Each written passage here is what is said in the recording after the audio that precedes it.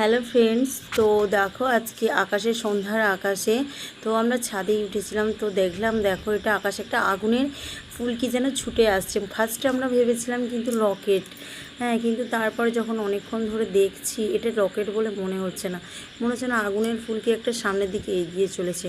আমাদের তো ভীষণ ভয়ও লাগছিল। তো এইভাবে দেখো আকাশের মধ্যে হঠাৎ করে দেখতে ভীষণ।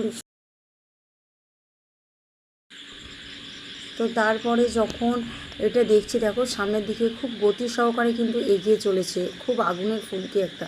তারপরে দেখলাম হঠাৎ দেখছি মাঝখানে স্লো হয়ে গেল।